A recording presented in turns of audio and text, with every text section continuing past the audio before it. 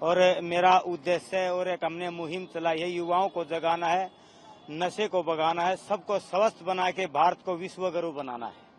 और इसलिए ये हमारा उद्देश्य है। हम जहाँ भी जाते हैं वहीं युवाओं को जगाते हैं। अब 50 साल की एज हो चुकी है मेरी और मैं एक हाथ से 10,000 पुशअप लगा लेता हूँ, चक्री दंड लगा लेता हूँ, फुटबॉल के ऊपर हैंड स्टैंड भी कर देता हूँ। जब हम इस 50 साल की एज में इतनी मेहनत कर सकते हैं तो मेरा युवाओं को यही जगाने का उद्देश्य है। तो आप तो हमसे कहीं 4 गुना ज्यादा कर सकते हैं, क्योंकि आज का युवा बहुत भटका हुआ है।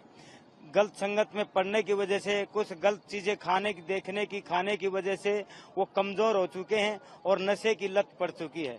तो मैं सभी को यही कहता हूँ, माँ बाप की आज्ञा का पालन करिए, संतों का बड़ों का आदर करिए, घर का देसी भोजन खाइए, तो आप भी मेरी तरह ऐसे मजबूत और स्वस्थ हो जाएंगे। कैसे विचार आया कि आप मेरे अड़ोस पड़ोस में और यारे प्यारे रिश्तेदार तो सबके होते हैं, तो उसमें कुछ बच्चे ऐसे थे वो रास्ता भटक गए थे, तो मैंने उनको काफी समझाने की कोशिश की और पिटाई भी की, तो उन पे कोई असर नहीं पड़ा।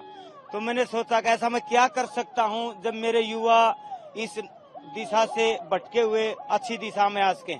तो एक माहौल ऐसी चीज होती है जो बगैर शिकाई अपने आप, बच्चा हो बड़ा हो बूढ़ा हो, वो देख के सीख जाता है।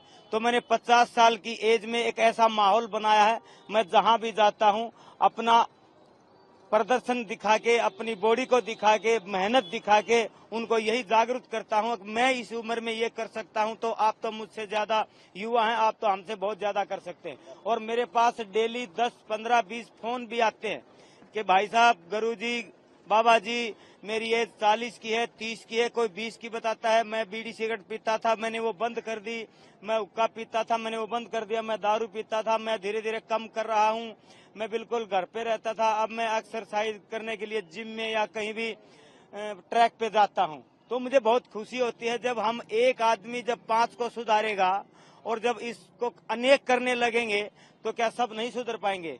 पक्का मुझे विश्वास है सुधर जाएंगे। मेरा भारत ऐसा है, इसमें कुर्बानी की आवश्यकता पड़ती है।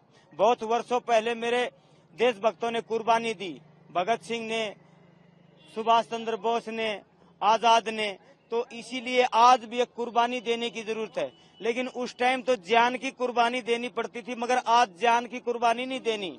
आज कुछ छोटे छोटे स्वाद, कुछ छोटे छोटे इंजॉय, बस उनकी कुर्बानी देनी है।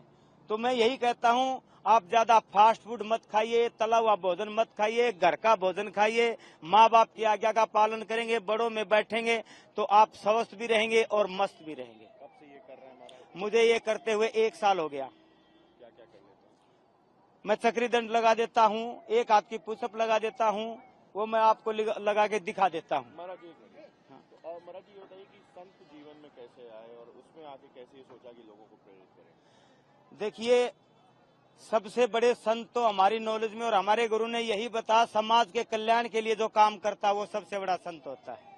समाज के लिए। और भगवान की जो भक्ति करता है, भगवान का जो नशा करता है, वही संत होता है।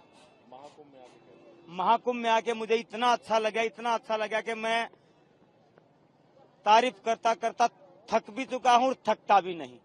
यहाँ के सरकार ने, यहाँ के प्रशासन ने इतनी अच्छी व्यवस्था जो मैंने देखी यहाँ पे, और मेले में मुझे बहुत कम नजर आई। यहाँ इतनी अच्छी व्यवस्था है, 40 करोड़ लोग डेली, 3-4 करोड़ लोगों का आवागमन यहाँ रहता है। फिर भी आने जाने का रास्ता बिल्कुल साफ है, कोई गंदगी नहीं है, साफ सफाई हर समय चलती रहती है। श्रद्धालु आते हैं, गंगा में आराम से स्नान करते हैं संगम में, और खाने पीने की व्यवस्था सब जगह अच्छी रहती है। उठने बैठने की, घूमने फिरने की ऐसी व्यवस्था मैं अपने जीवन में पहली बार देख रहा हूँ। और यहाँ की सरकार का मैं हार्दिक तहे दिल से अभिनंदन करता हूँ और ये भी कहता हूँ, पूरे भारत के अगर मुख्यमंत्री योगी आदित्यनाथ जैसे हो जाएं तो विश्व गुरु बनने में मेरा देश देरी नहीं करेगा। जैसे कि मैं सो रहा हूँ तो पिताजी को जगाना है मुझे, तो वो डायरेक्ट उठाने के बजाय, और हिंसा की परंपरा मेरे यहाँ नहीं थी सौभाग्य से, तो वो क्या करते थे कि उस कमरे में आ जाएंगे या बाहर से गुजरेंगे और चौपाई बोलेंगे, प्रात काल उठिके रघुनाथा मात पिता गुरु नावहि माता। कभी कभी मैं गुस्से में उठ करके, अरे पापा, चरण स्पर्श किया और सो गया। मैंने कहा अब मत उठाना।